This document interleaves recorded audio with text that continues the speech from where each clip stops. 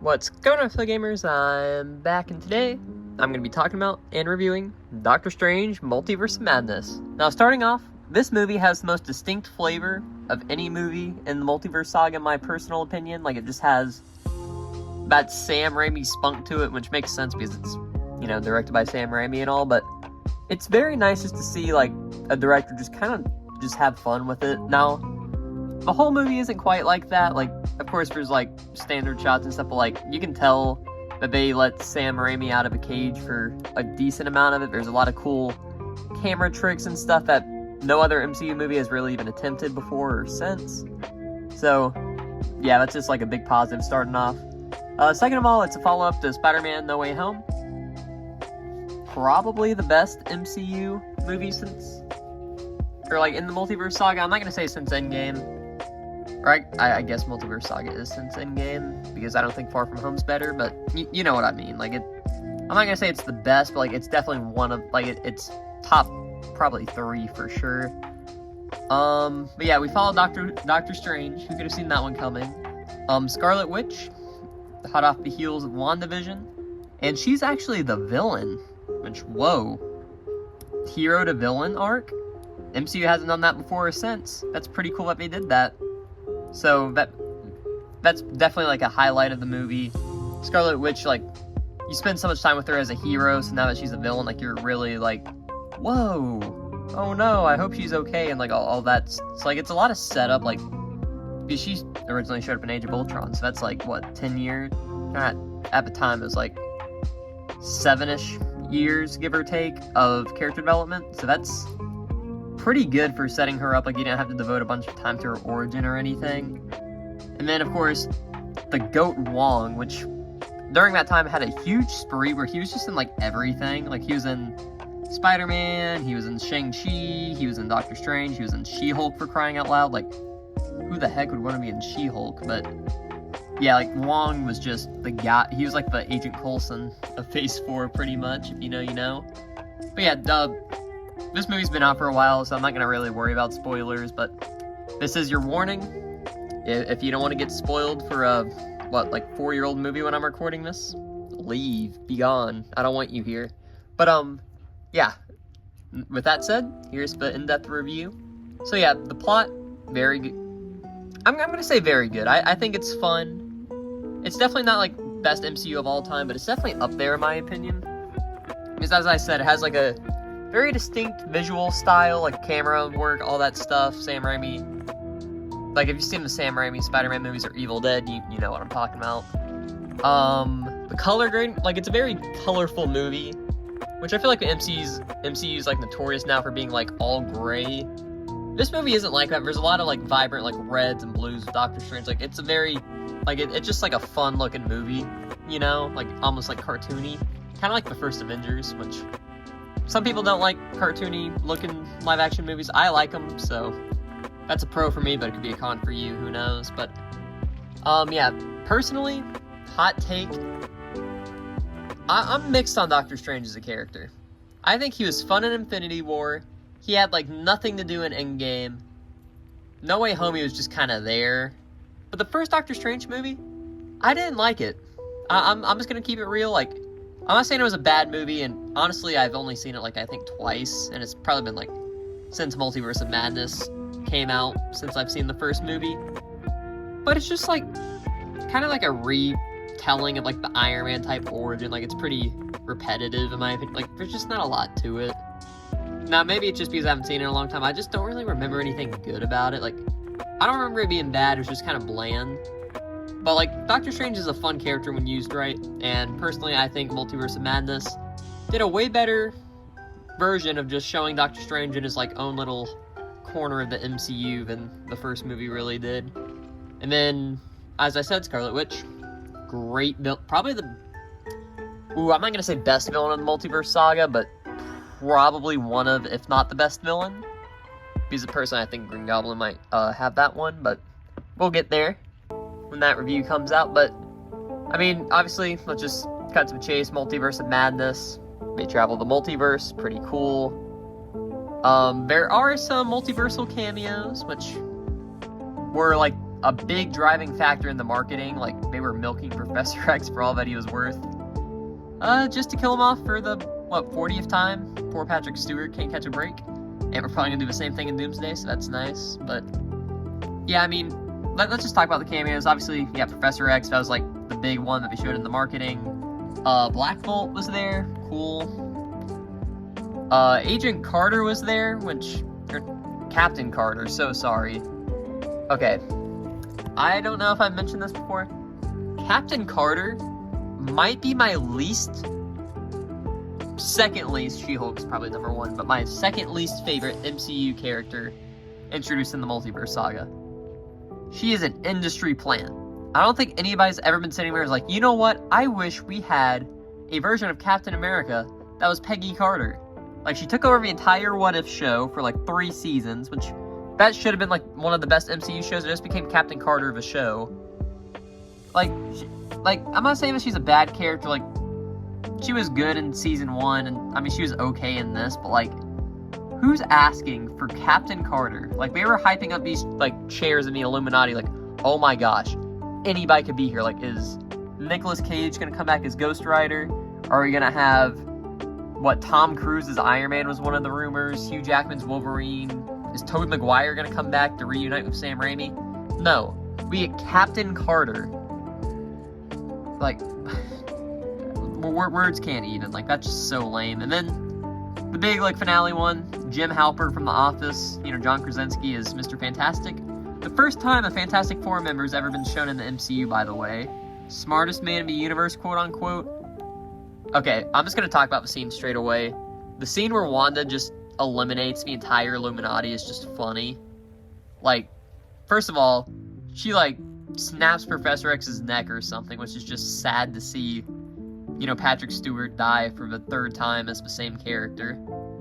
Because, X-Men Last Stand, he gets, obliterated by Jean Grey. Logan, he gets stabbed through the head by a Wolverine clone. And now he comes back again, just to, get his neck snapped by Elizabeth Olsen. Dang. And then, she fights with, another character, freaking, I'm gonna get on a side tangent here, but whatever, the, Monica Rambeau, is it Maria Rambeau? As, I don't even remember her name, her superhero name. But yeah, same thing with Captain Carter. You have so much potential, so much hype towards, any character, any iteration from the multiverse, and you choose, Captain America's girlfriend, but with the shield, and then side character from a movie from 2019 that nobody really remembers, and it's even that well received of a movie, and then she shows up in the post-credits scene for the Marvels, so it's what are we doing here? Stop trying to push these characters that nobody wants. Just get the Spider-Man or something. But so sorry. Back on track, guys. Yapped for another minute. But as I said, she makes quick work. She throws Captain Carter's shield right through her, which is morbid. Yeah, okay, this movie has a lot of graphic parts. I'm not gonna show them in the video, but people die. She gets cut in half. Professor X's neck gets snapped. Knockoff Captain Marvel gets crushed by a statue, which is crazy. And then Black Bolt. Oh, poor Black Bolt. First of all, his show sucked, or so I've heard. I didn't bear to watch it. But, he's just standing there, arms crossed. His whole gimmick is he has a super loud voice and it blows stuff up or something. So Mr. Fantastic, Jim Halpert looks at the camera he's about to prank Dwight or something, and he's like, Wanda, Black Bolt can destroy you with one word from his mouth. Hey, Wanda, here's his weakness. And then Wanda, which I will say, this is probably the coolest moment, is what mouth? And then his mouth is just gone when we cut back to him, and he tries to scream and his head just blows up. Crazy acting. Probably honestly, it might be gorier than something from Deadpool and Wolverine, anything from that movie. But yeah, then, Mr. Fantastic's uh-oh, I messed up. So, first of all, he just got his friend killed. Yeah, so much for being the smartest man in the multiverse. Way to go, buddy. But then he just tries to, punch her with his, elastic arm. And then, Wanda just turns him into, spaghetti. Which But, may I say, Fantastic Four fans in the MCU had a rough go until First Steps. Because first you get Mr. Fantastic turned to spaghetti, but then Chris Evans makes his debut in Deadpool and Wolverine and just gets his skin ripped off. But we've already talked about that movie, so. But it's just sad, Fantastic Four got done dirty. But yeah, Wanda goes crazy, kills all these people. And, oh yeah, I haven't even said her. I'm just rambling. I just watched the movie, a lot of thoughts.